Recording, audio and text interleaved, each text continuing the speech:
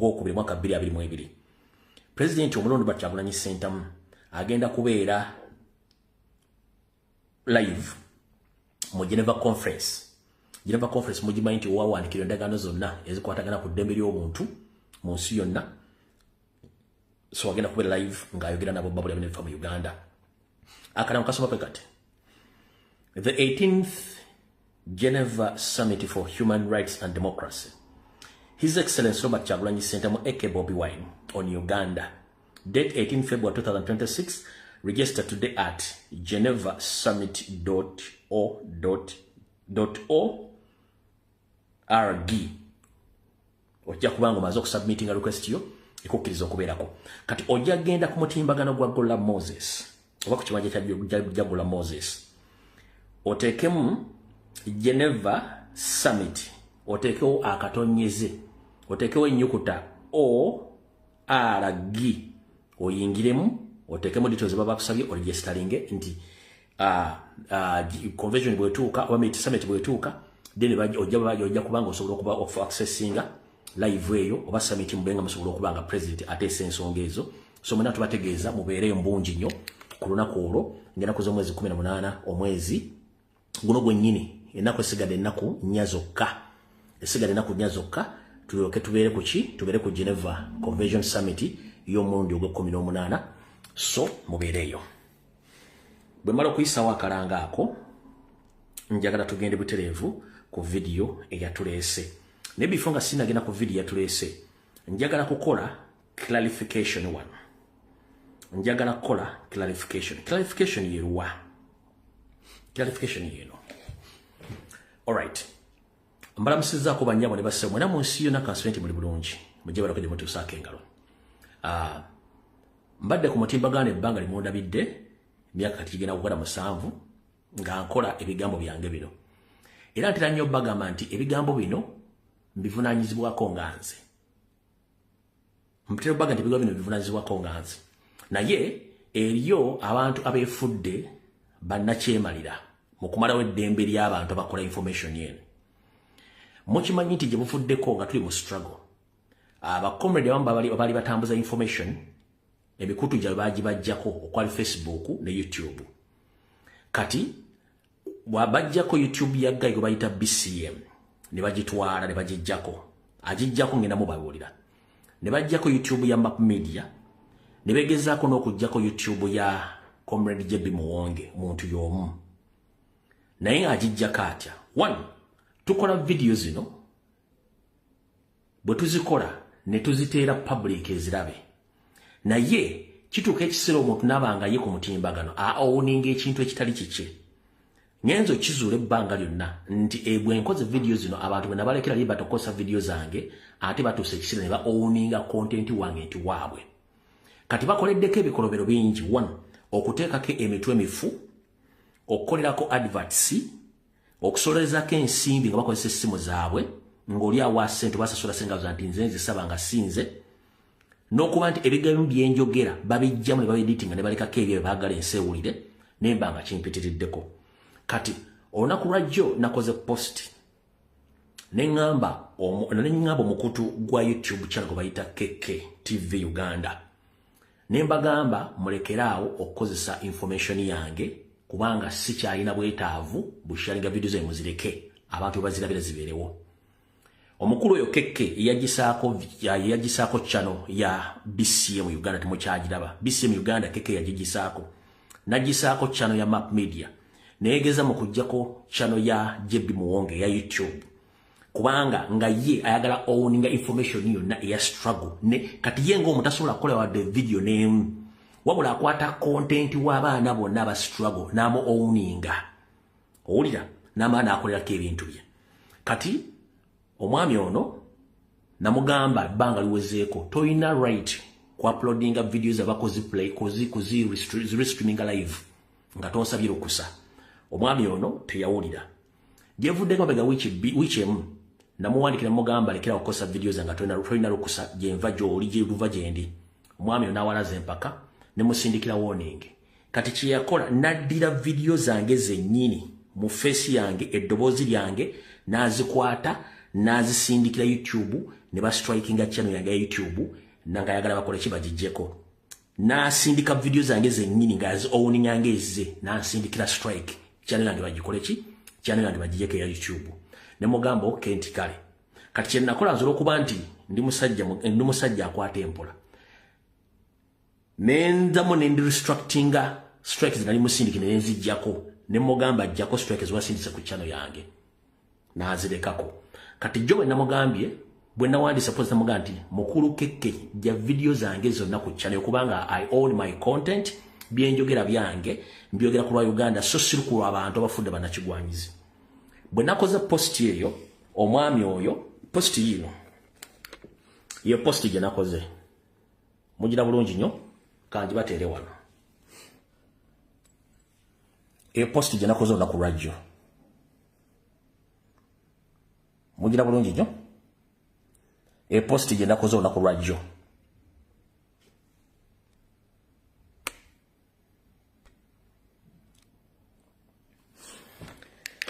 bwe nakoze post eyo omwami ono yawandise bwati njagala mbalage bya wandise omanya ina akamanyiro kati bwe nazudde nti omuvubuka ono alabika akolera ki akolera state bwate bwe yawandise mu response okumugamba ave ku content wange n'okweyambisa ebintu bitali bibye bwate bwe yazzeemu olaba bulungi nnyo bwate bwe yazzeemu bwamala okuddamu bwati kanji basomere bwe namaze omugamba yesu okuteeka video zange yangambye bwati we are sharing the message just as you instructed us from the very beginning. If you have decided to do whatever you think is right, go ahead. We are ready. Even if you report our channel and it get permanently deleted, we will create other ones and the struggle continue. We shall overcome. Ekyo nakikola. Kati nze nebaka. Kumacha nsanze ko message ngamba bwati. Ange good morning. If you continue what you are think to put KK channel down, we are also going to use our other alternative channels to put your own down. We are quiet all along, and whoever plays out our channel is #1 enemy. Let's begin the war. Nagamba tagenda tandika olutalo. Kati mukulu KK ngenda kusaba okutegeeza tuli mu struggle eno naye ne president ati we tetumukozesa kuno ku channel zaffe ba ku Facebook wadde okuzanya information okuzanya music we owa struggle yenna yino wa liberation tetumuzanya lwaki kubanga aliko copyright okujonga akuwadde neffe naba nchuka kitu tuna copyright wa music wa president wa struggle era tetuzizanya okitegedde kati guwagambe ogenda strikinga channel yange ogijjeko for your personal benefit kubanga oganti you own my videos era nakati bangambe live esawa zino ngera otegeeza bana Uganda mwenna omwami oyo yagisaako channel zenchuka eziwere nnya for his personal benefits era naye yange ayagala gigisaako kati kansoke mbawe namba ye before ebinago byonna mujja bitegeera kuyengo omuntu kubanga omwami ono arrogance gyayina alabika ayinamu mukono munene mukugezaako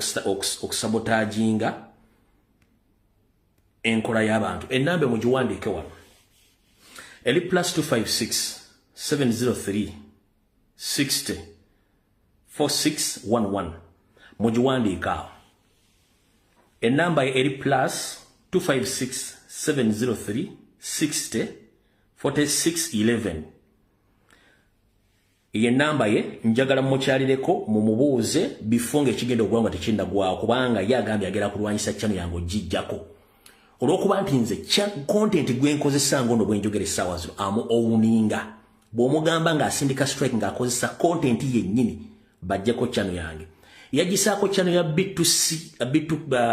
BCM nagisaako ya Map Media neerega mu ya Jebbi Muwonge ogijjako ya Jebbi Muwonge kati olwokuba essaawa zino abasigadde bakola content batono kati akikozesa fujjo naye nga nkimanyi nti omuvubuka ono ate kuba alina omukono gwa state kati mukama wange njagala kukulagako olwaleero enamba yongitadde bangambye ostreaminze video eno leero nga biwayogedde byonna n'abantu b'osindise olabika olina omukono gwa state kati katulabe ky'onoosobola okukola naye from today njala kusaba na Uganda mwenna abali bakosa content wa ku YouTube channel mu stopping eto damu ku uploading video zange ku channel zammwe ngenda basaba mwenna je muli abali bakosa channel abali bakosa information ya ku YouTube temuddamu ku uploading from today muzireke wabula oyina right ku uploading ku TikTok ne ku Facebook nchiddamu muna Uganda yina joli alright oyina right ku video zange ku uploading ku Facebook ne ku TikTok wabula ku YouTube ya does streaming oboze yambisa please nkusaba toziteekayo from today so omwami oyo kiyasazeewo okukola nga bulijjo atamulekera nawe atakulekera otomulekera ennyanja ekuttomera kati ngenda kusaba na mmanyi oli live essaawa zino jako video za jako live kati gijjeeko tosobola kukola channel oba Facebook page nga tolina kyogenda kupostingako tosobola kukola YouTube channel nga tolina kyogenda kupostingako ng'ate content w'abantu gobakozesa kubakozesa okustripinga channel endala ez'abantu okitegedde ebisigadde byonna public ejja kusalawo njagala otegeeza abantu yeye namba yonna gy'oli mu Uganda gy'oli ng'omanyi omuvubuka oyo omanyi w'abeera kati otalwa nti yaluguddewo physically naye ngenda kusaba buli abadde streaminga videos ku YouTube oba oziri uploadinga nkusaba essaawa zino kikomye era zijjeeko kuba tewali gwe kati kubanga bakozesa nnyo advantage eyo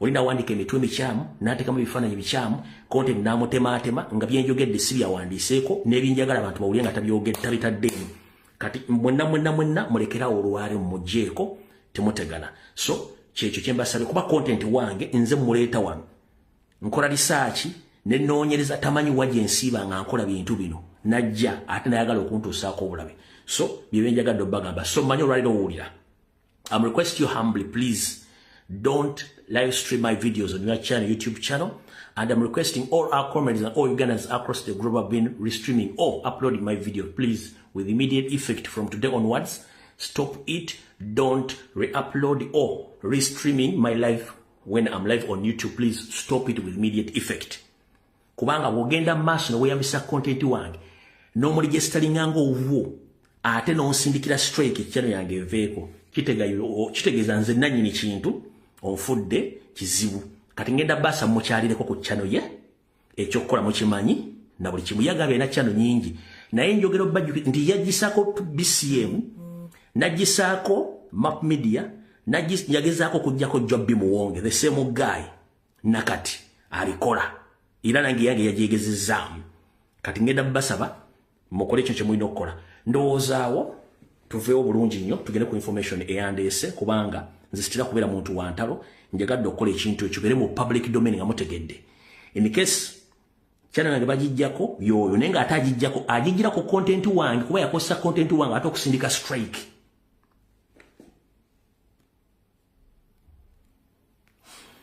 kati katugende ku kyatuleese wamma kuba saagala nnyo bamalira mudde alright ekindeese strictly kubadde kuwa security alert eri president n'abakulembeze ba national platform kati njala tandike butereevu Mr. President manjoli yonna akatambi kano genda kalaba era nsaba okala bulungi nnyo ne first lady gyali ekisookera ddala ngenda kusaba na Uganda mwenna ne bakomedi abali ku social media mwenna please nga bwe nabasabye ejjo ensonga z'obutambi obwateereddwa muzirye ewa era temuddamu zizidiscussingako nga mmwe ab'enkyukakyuka kubanga aba endale bakikozesa era nga balina ebagenda okukituusa batandike okukiteeka ku pulezidenti batandike n'okuteeka mu bifaananyi bya pulezidenti batandike n'okukiteeka ku kibiina whereby ne NRM ng'eyita mu Christopher Damulira ne Didigi bagenda kuta video ez'abaana ab'obuwala n'abaana ab'obulenzi bazite zigende ku social media platform ez'enjawulo era bakiteeka ku president wabula yensonga lwaki nti buli mwana abadde akwatibwa nga state emukutte state emulepinga n'emulikodinga bwe mulikodinga bamugamba woddiramu okwogera ku nkyukakyuka oba woddamu okwogera ku Kyagulanyi nga tuta video zo kati abaana abawala basinga obungi abastruggle bali mu panic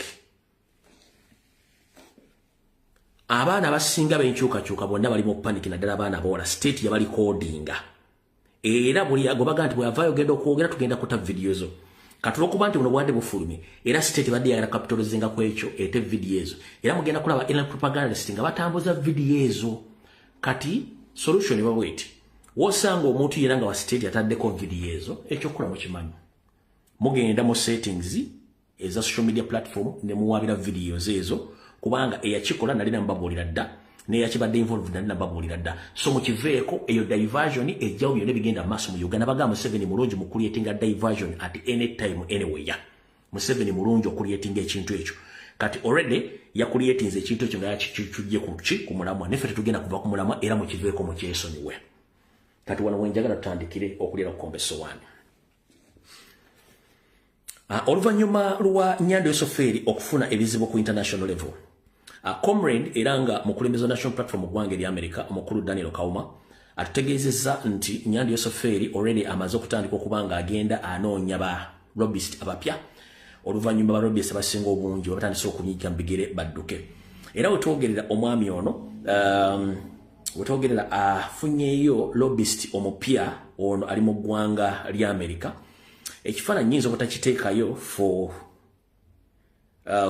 bachita batya for corporate reasons olwokuba nti muzungu amateeka ebuzungu akola nnyo naye nga mugende ku page z'abaana bonna ekifana ekyo bakisavinze makiro kyembagamba nti bw'omanya corporate gyekola to engaging naye nga ku Facebook omwami bamutaddeyo muzungu amanya ge kanga baterewa kubanga atugambye nti omwami ono asasulwa sente ziri wakati w'emitwalo 3 mukulu Kauma agambye nti omwami asasula emitwalo 3 kubanga alobingira Museveni amanya ye Joseph J. Sarvik serving at the White House during the first Bush administration kamubabulira ko bamuyita Joseph J.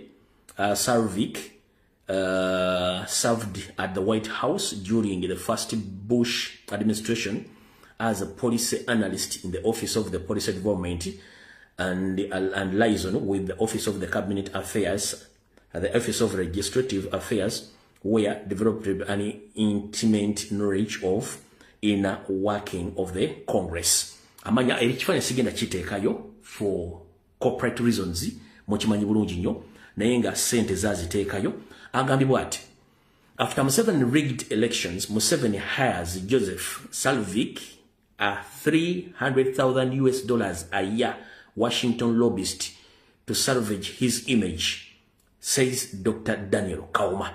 Museveni oluvanyuma lw'okubba akalu yasazeewo afune omu yaliko mu nnyumba enjeru agubayita Joseph Salvik amusasule emitwalo 3 buli mwaka asobole okubanga alongoosa erinnya lye mu kubba akalu kano akawedde aka 2026 mbaga ekifaananyi kigenda kiyita ne ku Facebook gyekiri olwa corporate buli kimu nkitadde sijja kiteekayo kubanga ndispectinga nnyo corporate yaki y'abasajja bazungu naye nga ku Facebook tubitadde bulungi nnyo mujja kuba mubitegeera katika tugende ku kideese olwalero direct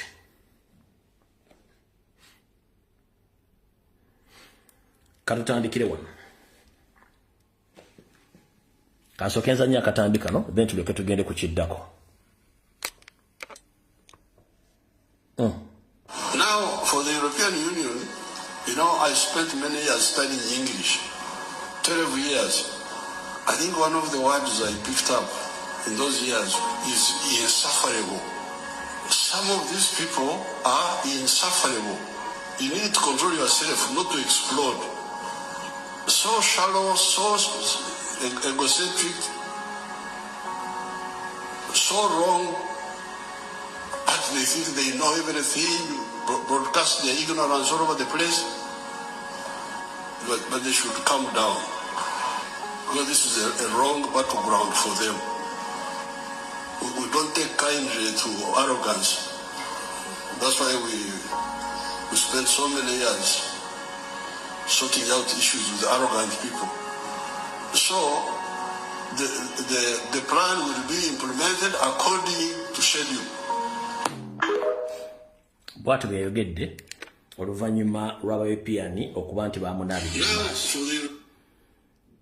Katuka tugendeko eno wansi mutegeere embeera bw'eyimiridde. Embeera eyimiridde etya? Mr. President Robert Kyagulanyi Ssentamu nsaba okutegeeza mu security alert yegenda okubeera enkulu yonna mu video ya leero.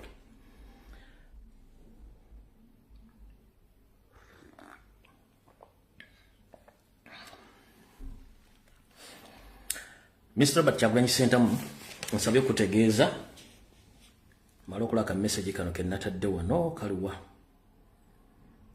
Alright, kaakano wano. Message eno ngifunye ku ssaawa. Njala musome message eyo. Ngifunye ku ssaawa 7 n'eddakiika 2 ez'olwaleero. Message eyo mugisome bulungi nnyo mugikubye ekifaananyi. Asikamala okukendeeza ku kitangala. Message mugikubye ekifaananyi bulungi nnyo. Iyo si yange. Mumaze ogikubye ekifaananyi tutandike. Message mugire mumaze ogikubye ekifaananyi.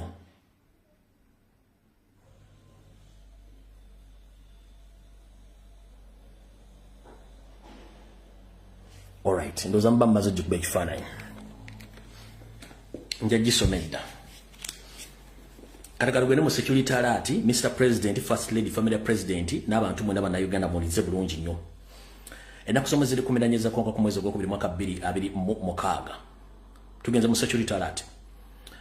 Oluvannyuma lwa Nyando Esoferi okusindika matabani mu Muhoozi Kanyarugaba saako n'omusibira mu Bwa Kijambia Damulya Christopher. Bano bombi kati mbutongole bamaze okuwamba amaka ga President Robert Kyagulanyi Ssentamu era bagafudde enkambi. Wabula kibali mu kukola President kyanze okubatamanyi kino wano wammanga ekisookera ddala. Abantu bano bali mu kukola bwe kyonyi kisomako ku ttaka lye erya Mr. President okusimbayo ebyokulwanyisa era ebyokulwanyisa bino ebimu babireetedde mu mbeera nga bijja kulabika nti bibadde bikaddemukko mu mbeera mu ndabika nga si bipya nga bikaddemukko era ebbanga lye bagenda okuba nga bali babakuuma bizibiti byabwe bituuke time babiziikuleyo oba baagalidde. Nkiddamu Christopher Damulira Muhoozi Kanyarugaba ne ttiimu zaabwe bawambye dda ennyumba ya President saako ne ettaka lyonna we liyita. Nabagamba luli ne bagaki bali mu kukola mu bintu bya Kalookalenzi kati era bali mu kukola kintu kyekimu. Bagezaako nnyo okuteeka ebyokulwanyisa naye nga biri mu nkola nkadde era bitwala akadde ng'amaze obbizika ettaka libenti oba enkuba etonye buli kimu ng'obunne bwajja okulabawo talaba nti wano baasimyewo walinga ewantu wapya kati bo spooti zaabwe bazimaakinga. Baba makinga spooti zaabwe batadde ebintu byabwe we bajja okujja okukola kino okuleeta sniffer dogs zitandika okukola ki okuwunyiriza nga weewunyirize weeremera we basima nga bajja ebintu byabwe nga babiteeka mu rekodi then bagula emisango. Ekyo nga bakimaze emu ensonga ey'okubiri. Mwenna mujjukira bakomuli baffe omwali Kibalama omwali n'Eddamulira n'abalala bali prominent ba foot soldier ne bannayuganda baagala enkyukakyuka baabula. Kati mu butamanya oba mu kweyita abagezi Mr. President Kyagulanyi Ssentamu muwuliriza bulungi nnyo. Ntegeezeddwako nkutegeeze okuva mu reliable sources nti abasajja bano bagenda kuddira ba comrade abaabula oba abaawambe wa gavumenti yennyini emirambo gyabwe bagijjeyo gye giri abo abatannafa naye nga bali mu mbeera mbi babaleete babatte ne babaziike mu ttaka lyo. Babaziike mu ttaka lyo emirambo egyo bagiteekeyo. Amannya bampaddeko ogwo omuli bayinza okuleeta Kibalama bo bayinza okuleeta Damulira owa Kisekka n'abalala abamanyikiddwa ba prominent political prisoners emirambo gyabwe ne bamala obbatta ne bagiziikaawo era ne baseeteezawo bulungi nnyo n'enkuba n'emala okutonnya buli kimu ne kibaawo ebbanga lyonna bakuumiddewo then oluvannyuma bwamala okugibiteeka bulungi nnyo n'embeera eterere bulungi nnyo nga bagyagala then oluvannyuma bo batandika okujja okukola kye tuyita search. Bamala okukola search bazula emirabo bagende mumanyi nti bulijjo tubagamba nti Kyagulanyi asacrificinga ba foot soldiers ne bannabyabufuzi katuza mukitegedde emirambo ng'olwedde bajja kuba balina rekodi z'abantu abamanya gaabwe balina DNA zaabwe balina ne postmortem zaabwe nga bazikoze dda. Nkiddamu bagenda kuleeta emirambo banza tuba bagireese dda ejaba prominent political prisoners abaffe ne ba foot soldier bagiziike wa president. Message eri ale message eri njikutereddeko nayo njajja kusomera bagiziika then bakiweemu obudde embeera nga omati bonoosima ettaka n'oddamu n'olisaanya bulungi nnyo enkuba neetonya wanawange wali nnomo nabano kyebabala kati babala nti baziko emirambo gyabo kati bave bagambe twabagamba Kyagulanyi abadde nga sacrificing abantu bannabyabufuzi abatambula naye ne bafuuti soja era tuzudde emirambo ABCD mu ttaka lyonna ne makage ekyo Mr. President kikwate bulungi nnyo njagala okitegeere bwe bamala awo ng'amaze okuzika emirambo egyo n'okutta abantu abo bajja kutegeeza ensi nti tuzudde emirambo mu maka ga Kyagulanyi ey'omuntu ABCD nga bayina DNA eziraga nti omuntu y'oyo gwe boogerako bayina postmortem anennaku ze basuubiza nti yabaziikawo babiteeke ku President National Platform ekyo kyolredde babadde bakikoze dda Damulira yakirimu ne Muhoozi Kanyerugaba n'abantu abalala ekyo mukitegedde bulungi naawe Mr. President nsaba okukutegeeza nti era abakulu bano bagenze mu maaso ne babba ennyumba yo kati tekyali nnyumba ennyumba yo tekyali nnyumba one basimye bwe ekyetaagisa okukisima ne babaaginga ennyumba eno basimye basobola okusima ne babaaginga ennyumba eno ekigambo bag oba bagging ye muntu okujja n'ateeka ekintu ewantu papasire nga kiriwo kubega nannyini kifo ekyo oba okutega omuntu oba obulikoding amaloboozi oba bifaananyi obusika amaloboozi kati ntegeezeddwako nkutegeezi nti ennyumba yo already eri bagged yonna okugyetooloola ate ly'ettaka lyo nalyo already balitedde mu spy cameras botasobola kutegeera nga in case bana amaze okukola ebintu bino balina options ezirikodinga ezisika amaloboozi nezikwata ebifaananyi mu makaago ne ku ttaka lyo lyonna nga bajja ko basobola okufuna ku kimu ekyetaagisa okufuna abasiru abo bo kye bagenda okukola ekyo mukitegedde bulungi Mr. President njagadde ofuna information eno gitegere bulungi nnyo kuki kye baplanning okukola kati bw'olaba ebintu kubanga okusinziira ku bbaluwa gye nafulumizza jjo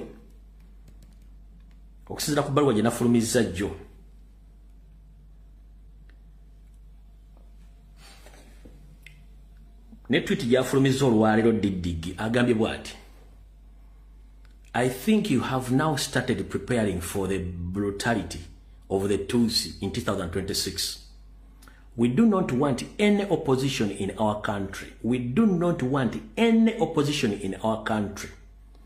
But remember, the same drunkard general and his aged father, the non-Ugandan Munyarwanda Museveni, previously said that there is no opposition in Uganda, but his son categorically clear stated that in history today.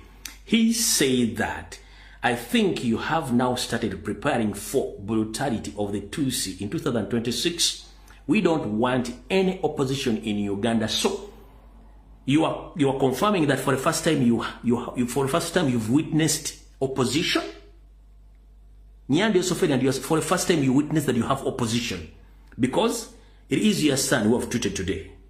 Mutabani we yagambye kuba kati nkutwala maaso n'enkuzze mabega kitegeeza mufeesinzeko opposition entuufu muve ku eriya mweba Yusufu Nsimambi n'abalala kati mukitegedde tugenze mu maaso which you have brought peace.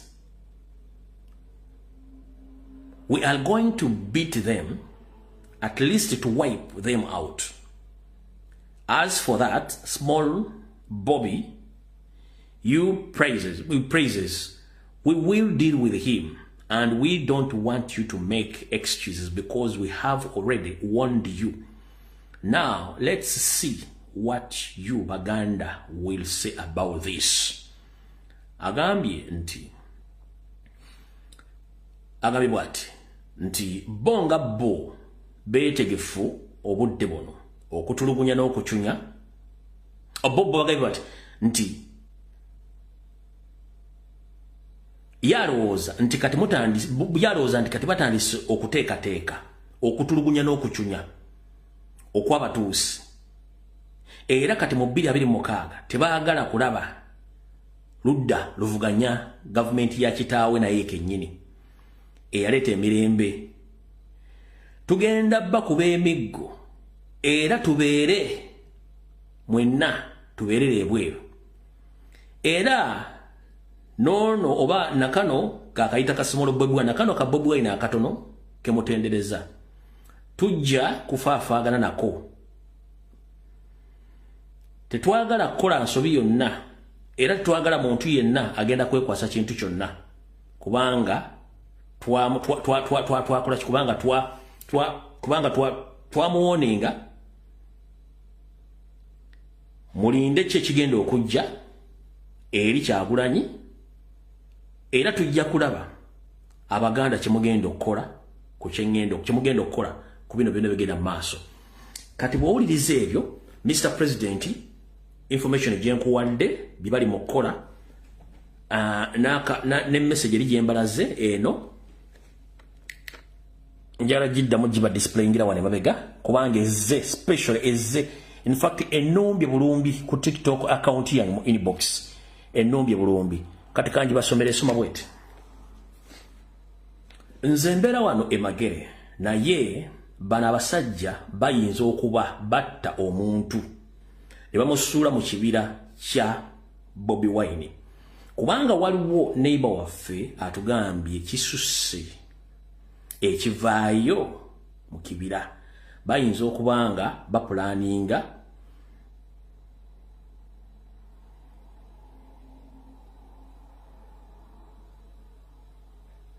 ne bayinza okuba bapulaninga okuba nti bassa omuntu obatta abantu ne babateekayo ebisingawo njabbi kugamba nga tumaze okwetegereza ensonga bwe zigenda ez'essaawa 7 ogw'emisana kati Mr. President owodde ebintu bino ne byenkugambye kitegeeza ensonga nkulu nnyo so njala okukubiriza omulanga ba coordinators baffe bonna ba well wishers n'abannayuganda bonna bali mu nsi yonna nsaba mutegeeze eggwanga amawanga gye muli mu buwandiike nti ebintu bibawulira bazungu ku social media bituufu lwakuba nti bo babadde baluddewo okumanya nga Museveni n'abalobist bamukuutira akadingidi nga comrade Kawuma bataddeyo n'abalala betugenze tuzuula mpola mpola ebintu bino byetwogera biri mu muntu obuliwo era weebiri Museveni abikola lwakuba abuzaabuza kati kyenjagala okubagamba era kyenjagala mutegeeze ensi yonna era mubategeeze bonna nti abasajja bano bali mu kutta bantu naye nga beebuzaabuza so this message goes to direct to the international community, more especially the ambassadors who represent USA, Canada, UK, and European Union. As we speak right now, the home of the elected president of Robert Kyagulanyi Ssentamu has been taken over by security agencies, which are led by Muhoozi Kainerugaba and his co-agents, led by Christopher Damula, the one who heads Crime Intelligence Unit in police, and he's a general in ranks in UPDF. As we speak right now, they are planning to plant some ammunitions in his home and across his land. Further, they want to go ahead and bury some comrades who were kidnapped previously, some years back. Thereafter, they will come up with the concocted evidence that is Robert Kyagulanyi Ssentamu who sacrificed those comrades, and they have found they found their bodies in Robert Kyagulanyi Ssentamu's premises, and they are planning to blackmail him or to do whatever they think, which will tarnish his name on international community, including in the country where he is born, in Uganda. So that's what they are planning right now. So don't be fooled by the government spokespersons, either police spokesperson or my spokesperson, that the people on social media, what they say is wrong. No, that's the truth. Because you've witnessed so many tweets which Muhoozi has been tweeting on social media, trying to attack, and he had been confirming the arrests and kidnaps and killings of innocent Ugandans. So don't be surprised that so many comrades who have been missing, the likes of Chibalama, the Damolida, the man who used to sell spare parts in Seka Market, who was kidnapped years back and is nowhere to be seen. He hadn't appear anywhere in courts of law, including Chibalama. He hadn't appear anywhere in courts of law. So now they are planning to use those prominent NUP supporters who disappeared and were kidnapped by the state And we think that they were killed some time back. They are still having their bodies. So they are trying to bring those bodies in Robert Kyagulanyi Ssentamu's home and plant those dead bodies in Kyagulanyi's home. And thereafter, they will come out with information state that Robert Kyagulanyi Ssentamu sacrificed those people. And they open case against him so that they can put an international wanted note on him, both locally and international. So don't be surprised when you see the government comes out with such statements. But previously, with the evidence, the current Prime Minister, Robin Nabbanja Musafiri, publicly came out and confirmed that Kibalama was arrested and was taken to a certain police station, charged with murder. But some few months after, she claimed that she doesn't know anything about Kibalama. So the same Prime Minister confessed. Here's the evidence of her confessing that they have Kibalama in their custody. Unfortunately, that Kibalama was traced. He was arrested recently in October in a place called Kakiri, and he's one of those that is claimed to have killed police officers in Kiboga, Wakiso, and other places. Unfortunately, that Kibalama was traced. He was arrested recently in October in a place called Kakiri, and he's one of those that is claimed to have killed police officers in Kiboga, Wakiso, and other places. All right.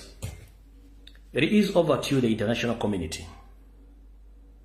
Because during Obote's regime, the same seven used the same tactics to blackmail Obote. During Aminu's regime, the same seven used the same tactics to blackmail late Idi Amin Dada. And whatever you were told was wrong about Idi Amin Dada, whatever you were told about Obote, it was wrong. It was Museveni himself was doing those things. The same Museveni is trying to use the same tactics to blackmail or to tarnish Robert Kyagulanyi Ssentamu's name, because he has lobbyists across the globe. He has a propagandist on social media, including mainstream media's TV, radio stations across Uganda, and is good at paying mainstream media internationally to cover up his messes. So whatever is taking place in Uganda right now, the person behind is Museveni himself and his modeling team, which has been doing the same case since the 1970s and 80s. So tugenze maaso. Kati mumpuliriza bulungi mwenna banna Uganda, Mr. President uliriza bulungi nnyo. Tukyagenda maaso. Oluvannyuma lwa Museveni okutta abantu mu bitundu bya Masaka, kati agenda kukola kye kimu okweggyako omusango guno. After Museveni killing in the innocent Ugandans, mostly the Nup supporters across Masaka region, Museveni is trying his old tricks to cover up his messes. After eliminating General Deus Rwasande, so now he's going to use this opportunity to blackmail the dead general that he was behind all the atrocities in Masaka without Museveni's instructions or Muhoozi's instructions. Here we go. We're talking at the south, you know. Oluvannyuma lwa Museveni ne mutabani we okujjawo General Sande abadde akulira Kasijjagirwa Military Barracks baatudde ne bateesa bwe bati nti ekintu ky'e Masaka n'ekintu kya Muwanga Kivumbi twagala kigwesizaawa, twagala kifundizaawa. Yagambye bw'ati engeri gye tumaze okujjawo lwa Sande tugenda kukola ekintu kino kyekiruwa. Museveni agenda kukola ekintu kino oluvannyuma lw'okutta Deus Rwasande komanda abadde aduumira Barracks y'e Masaka, kati bagenda kumu blackmailinga batya. Bagenda kuva bagamba bagenda kusetingawo abasirikale abekimpatiira babalete mu court martial oba wonna bana baba paradinzi bagambe nti abantu bano bebatta banansi ku biragiro bya General Sande nenga government oba Muhoozi si ebivunanyizibwako mu Masaka region. Era bajja kugamba nti n'ekitta abantu ekyali wa Muwanga Kivumbi Deus Rwasande yakomandinga abasirikale abajja okuba abantu amasasi mu makaga mu wanga Kivumbi olwokuba nti oli mugenzi ate nga baplantiza abasirikale bajja baconfessing ekijja kuba kitegeeza nti ogw'omugwa bagwejjeemu. Right. Bagambye bati nti olwokuba nti oli yafudde Deus Rwasande tugenda kukozesa abasirikale baffe babakwate nga bakuchunyiddwa baveeyo bagambe nti ekituufu kiri nti ebikolobero by'okutema bijambiya ebyokutta abantu mu Masaka mu kaluwa kawedde kali akabira biri mugumu nakano kennyini n'okulumba amaka ga Muwanga Kivumbi. Ebintu bino twabikola nga tusindikiddwa Major General Deus Rwasande eyafudde. So tusabe kisonyiwo nti Museveni oba Muhoozi oba amajega SFCC gakola ebintu bino omugenzi Deus Rwasande yakola ebintu bino ng'omuntu mu region y'e Masaka era n'ebyagwa mu Muwanga Kivumbi yonna ffe twabikola nenga twafuna order okuva omugenzi Deus Rwasande so sirwa Muhoozi oba lwa Museveni oba government yatusindika twabikola ku birago by'omugenzi Deus Rwasande. Mr. President owulidde neggwanga muwulidde ekyo nakyo mukitegedde bulungi nnyo. Mbaga bagenda kuparadinga ba fake UPDF serving officers bagenda baleta mu makooti bakonfessinge nga bagala okwambula omugwa Museveni nti bebakola okutta abantu mu kalwa kawedde kali nakano era ng'ebiragiro babijjanga wa Rwasande bano bageze ku covering up mess eyakolebwa mu Masaka mu kutemula abantu bijambi mu kalulu kali saako n'akooguno saako n'okulumba bakago omugwa Honorable Muwanga Kivumbi bagamenti Muhoozi si yakikola oba Museveni si yakikola oba amagye bano bakikola ku biragiro by'omugenzi Rwasande atakyasobola kweyogerera wadde okubaako kyayogera kyonna.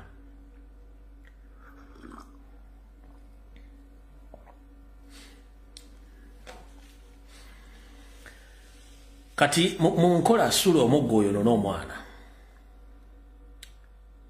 paniki eri mu nyumba ya sitaani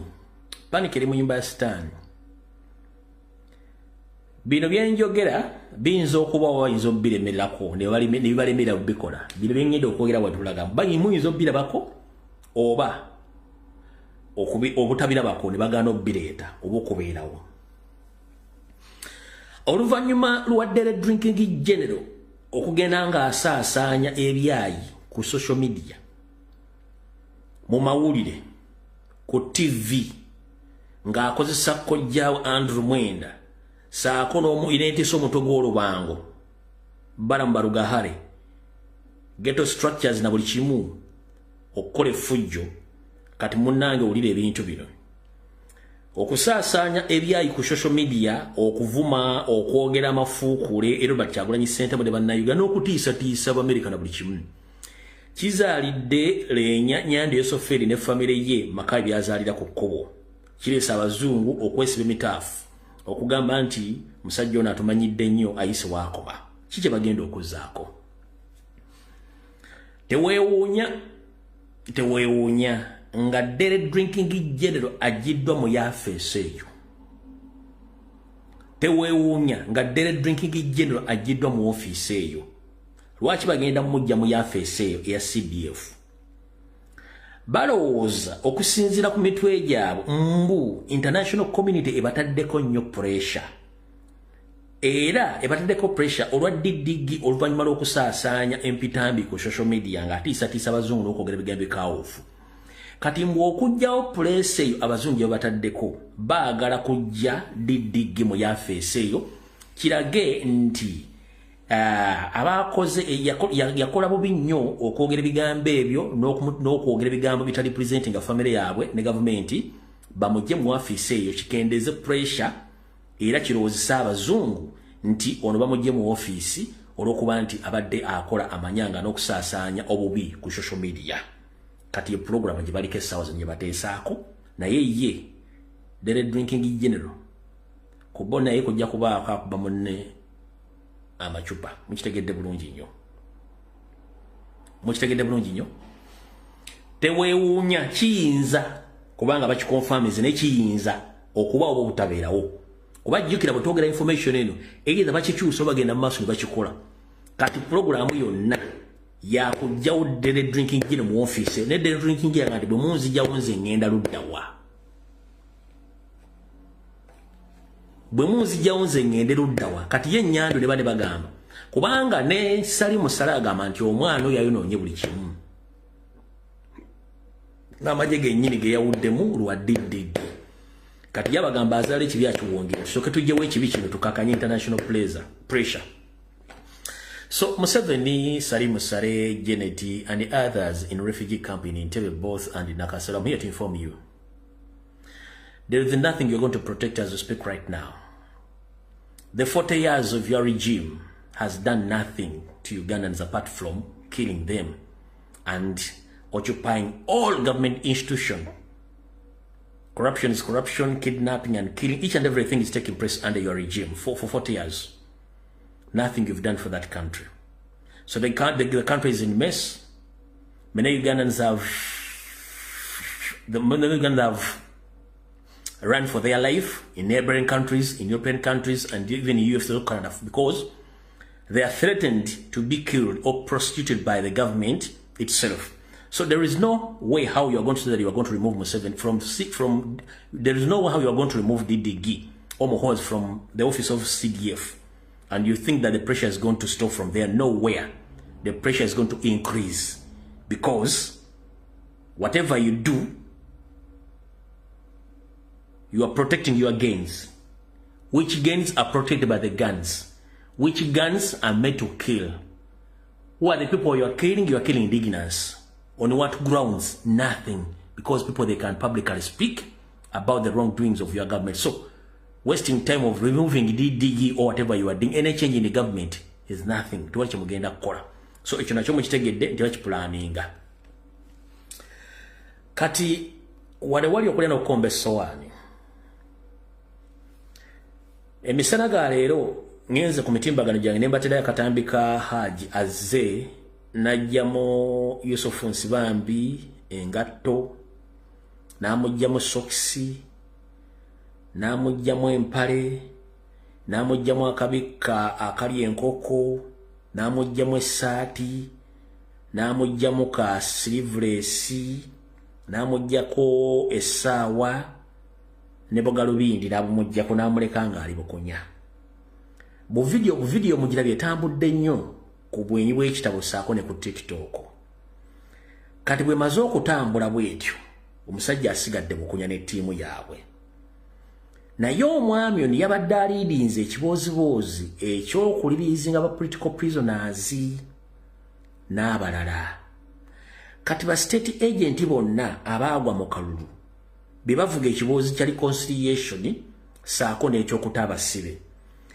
ekyokuta abasibe Museveni ayagala keepinga proud ye oba ayagala keepinga record ye nti abasibe bano tabatamba mbu waliwo mutaddeko pressure international community amutaddeko pressure nti ate abasibe with immediate effect ne kati olwokuba nti ayagala kulaga amaanyi ng'eggala essajja ayagala kuyita mbalo bansibambi bampuuga babedi bwanika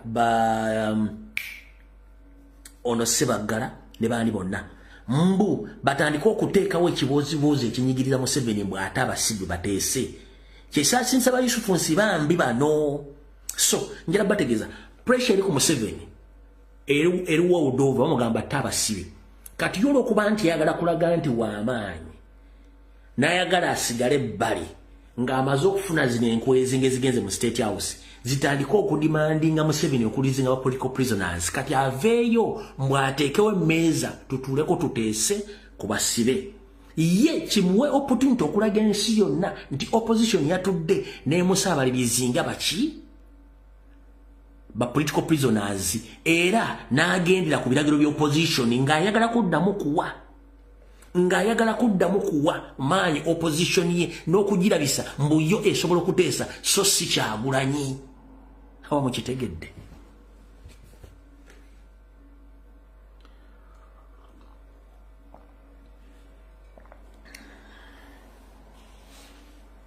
kankikuddemu kikunyonyole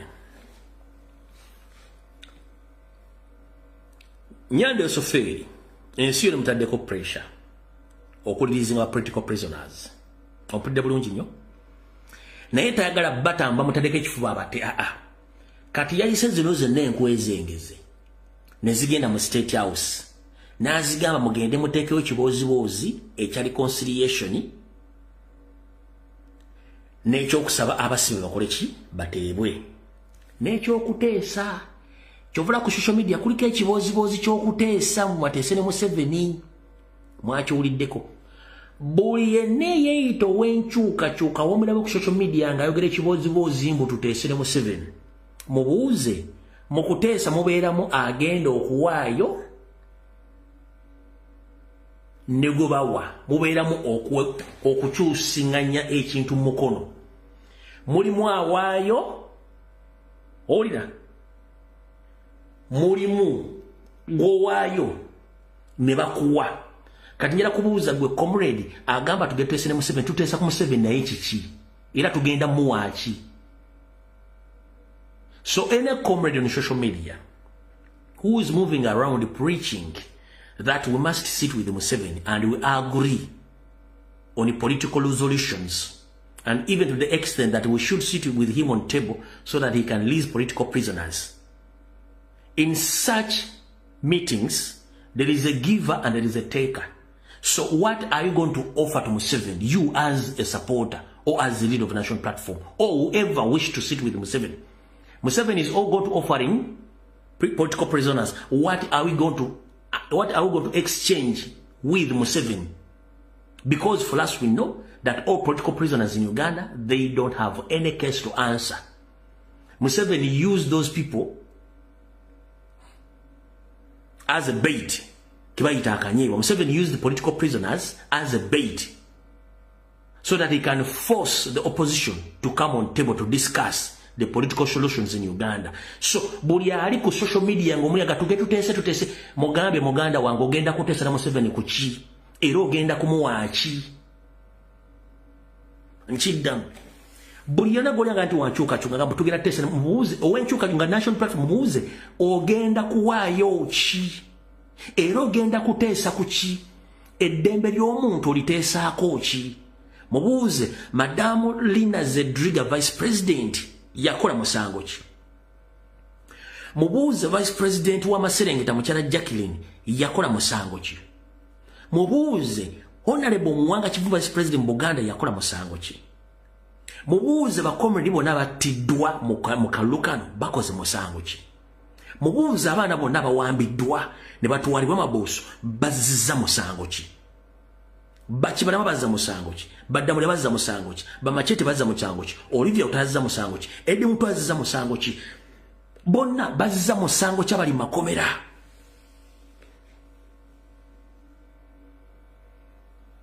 kubanga oli anoonya legitimase buli lwogamba mbu oli omusome tugenda tuteesa oteesa ku ki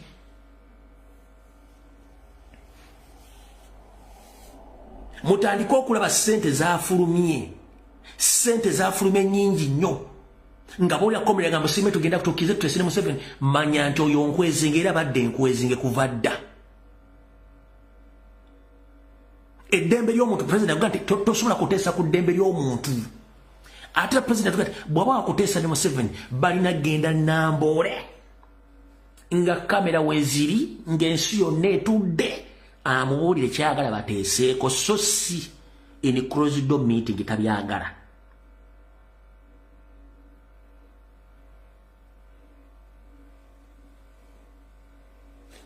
tetusobola kunegotiatinga ku ddembe lyaffe kati yenna gw'olira mbu wankyukakyuka mbu tuteese manya ssente z'aba Yusufu Nsibambi ssente z'aba Latifu Ssebaggala n'abalala bonna Bajoyce Bagaba Emmanga ssente zaafunise era bazitambuza kubanga tosobola kunegotiatinga na Museveni ku ki ogenda muwaaki bagenda okuwa bakola musango ki kyekibuuzo ekyo bonna bakomredi abaafa bebatta babattira musango ki okitegedde bulungi nnyo ensonga eyo kati wali bagambe ekyaddewo si lwasande gye baagala okukimalira ensi etegedde nakyo mumaze okyexposinga mbage bagenda kupaledinga bafiisa abagenda okufeesinga ebibozibozi by'ekisiru nakyo mugenda kiwulirako awo kati tugenze ku nsonga endala mbagambye ekya Didigi okumujja mu office bakiteesaako nchogezaako okukendeza pressure eva mu international community mu kitegedde bulungi nnyo naye ngivuddeko katugenze ku nsonga endala. Ensonga endala bagayi ba foot soldiers ne ba political prisoners buli aleeta ekiboozebooze eyo ng'agamba ali mu opposition ekyo bakizimbye kubanga budi kibagala kikosa. Museveni tayagala kulaga nti abantu bamutadde ku pressure bati yazimbye katiimu ke kajje nga kavuga ekiboozi kya negotiations oba ekya dialogue. Tosobola kunga nti oyagala negotiations oba dialogue ng'okutte mu bulago ontuga ngasobola nakwogera. Tekiba kyamagezi okujja okunkwata obulago n'onteekako gamba otusiku mu lubuto oba ku mutwe ate n'oŋŋamba nze gw'otuga nti tuteese. Kati ye Museveni atukutte mu bulago atadde gamba otusi ku mutwe atulinnye ku lubuto naye ate atukutte atugamba tuteese. Gw'olaba kisoboka era ogenda kuteesa ku ki? Already ebikolwa byakola biraga nti agenda kutta. Kati ate oteesa ki naye? Kati yenkola eriwo ye gy'ayagala. Akunyigiriza nnyo ye ekikolobero kye yakoze akunyigiriza nnyo akukamule nga tokyalina ky'osobola kukola akugambe nti kati obadde oteesa otyo osobola okugendera ku byenkusaba. Twandibadde tuyiga gwe comrade yali twandibadde tuyiga Museveni abantu be yava nabo mu nsiko Abaganda yabattaba akawamba. Museveni abantu bonna be yasuubiza nti agenda kutta obuyizi oluvannyuma lw'emyaka 5 bonna yabatta. Kyovula be kimutawaanya nti yasigaza option egi yaddiddigi nti yasobola omukuumira mu buyinza buli omu amuliraanya amutya. Kati gw'ogenda kuteesera Museveni ki? Nga yatta bakasi y'eggwanga Asebanya Kayirima Nobo Mayombo the world created officer ase Dawusi Sande ase Lwakirwa ase buli omu gwani just a mere politician gwani watidde yamujja mu nsiko yamujja mu bubi ne battaru naye ate mbwa mmwe mumanyira mufunisa malaya lubuta akaduuko kagali gwe omanyi kye bayita Rwejema. Museveni yagenda ku battlefield just to inspect abantu abalwa olutalo kwaliko omugenzi Fred Rwejema. Bw'oba Museveni yatta Rwejema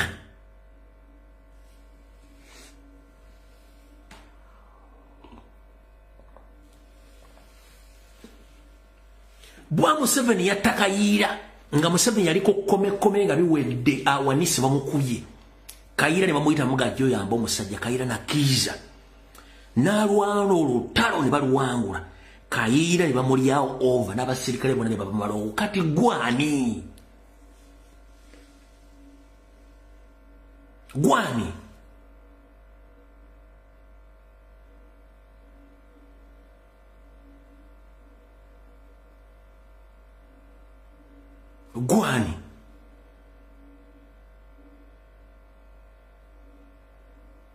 gwani agamba mugenda teesera Museveni muteesa akola ki? We yattira kitaawe n'ajjawo identity ye.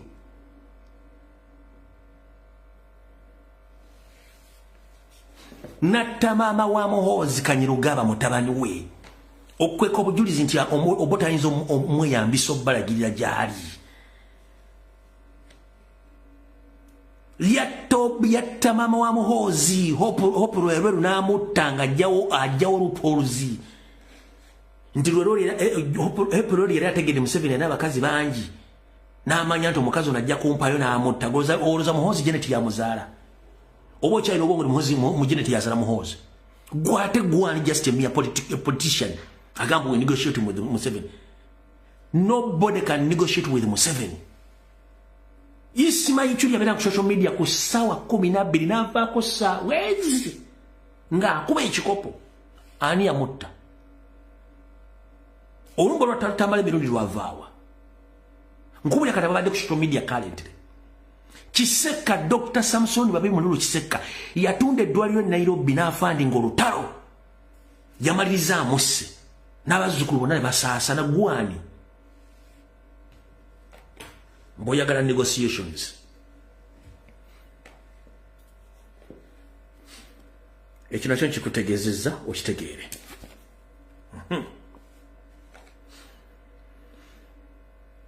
kati uliriza bulungi nnyo.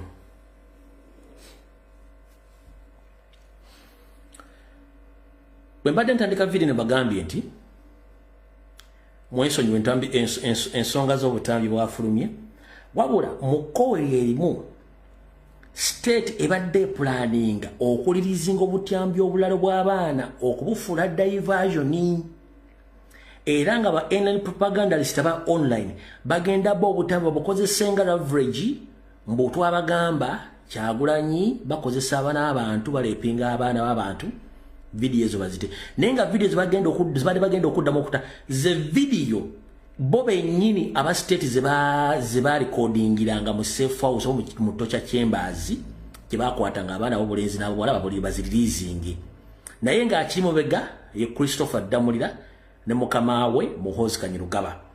Era kino kibadde nga wekiringa bobuuza abaana abawala bonna abali bakwatiddwako ne bali recording abalipinga bakugamba nti recordings tetwagala kuddamu kulya olumba government obanga olumba Museveni wetukulabirako nga tutakatambika ak'obuseegu.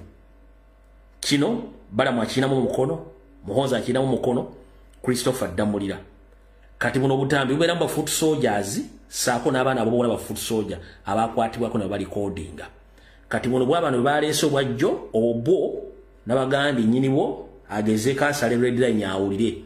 Kati buno bwe bagenda okutoba Christopher Damulira ne Muhoozi bo tukimanyi bulungi nnyo nti n'abaana bali mu komera ba confessing adda baba rapinga nga bali recordings ago simawulire.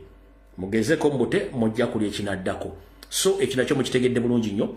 Yesongola kinti abaana abamu baga nti tusobola kuvaayo kuddamu kwogera ensonga baatu recording bato obutambi buno buta bubeere mu bwo. Kati tugenze ku nsonga endala.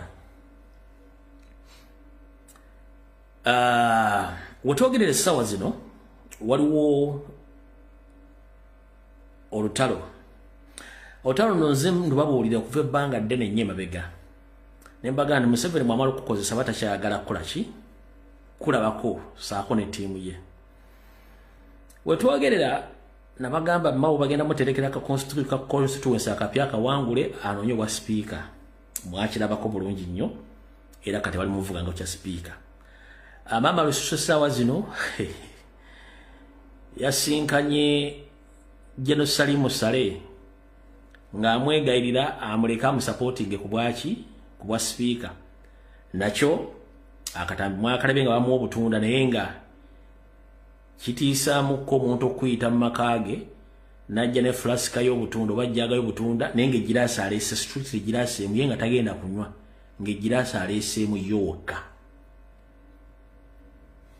Akatambi oba mwala ebifaananyi kankulage akatambi wano katono nnyo.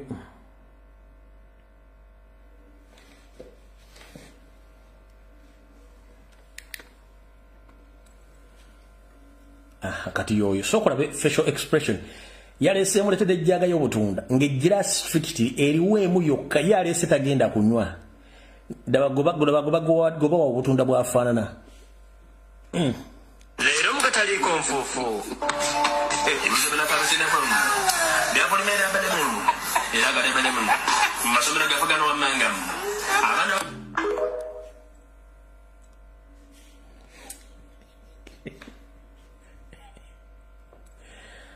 akabaddiremu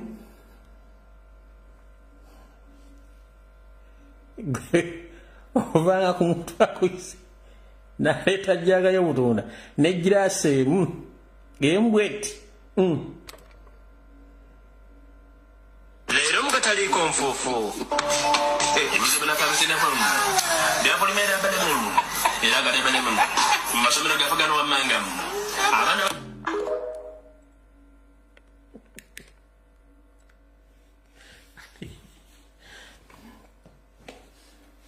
kati ye maama lususu yamanyi bamuhagala bamukoowadda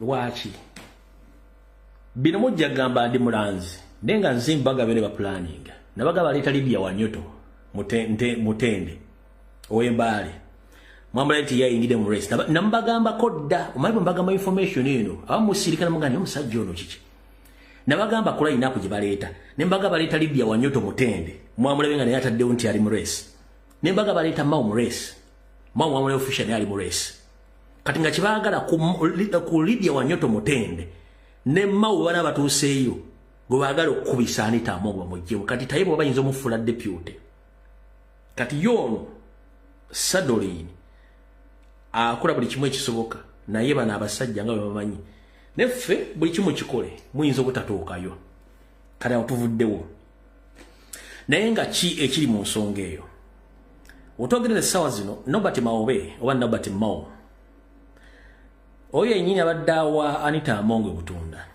yamugambye njagala ombuulire embalire ya ssente ze tubadde tukuwanga okugenda okwepromotinga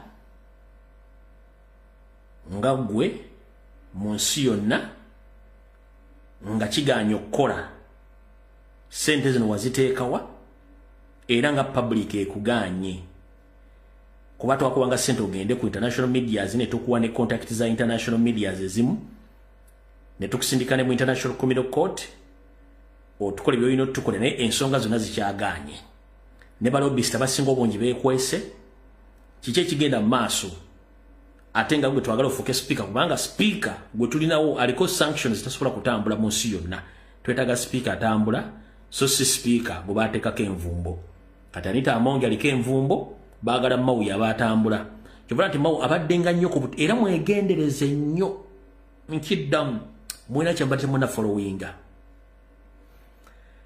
mulina bukyano buli ku international level waliwo DW Africa waliwo kyano buli ku international level obukuwa Museveni airplane ba agent bo kyano baasasula ze contact Salim Museveni ze baasasula okuba nti bazanya ba state agents ne ba lobbyist okubabuuza ebibuuzo nga baddamu ti Uganda is stable, there is no political stumbling, there is no political turbulence, the country is okay. Don't mind about the social media activists of NOP and some NOP propagandists that they are preaching that is a political turbulence in Uganda. Nothing. Uganda is okay, no problem, everything is okay. Amawuli ago mugalaba gatambula nnyo ku social media bupeejo ku busimedi DW ono obulobulya bwebutu bubeerako abasajjasajja amawulire nga babuteekawo ssente zaabwe okubanga bupromotinga Museveni ku international level webulyamu wegendeza nnyo information gye bufulumya yonna eri state funded era ne Mao kuno abadde ayitirako nnyo nga yeetunda nga yeefudde ekitunzi kumbe yene ensonga ebaddewo nti Sadolini baagala musuuza mugaati bona batuuseeyo ate nga bo baagala Mao kubanga mbu yaliko yatambula tebaagala speaker atatambula kati ye ensonga eriwo ku nsonga ezo mugitegere bulungi nnyo kati ekizibu kiri luddawa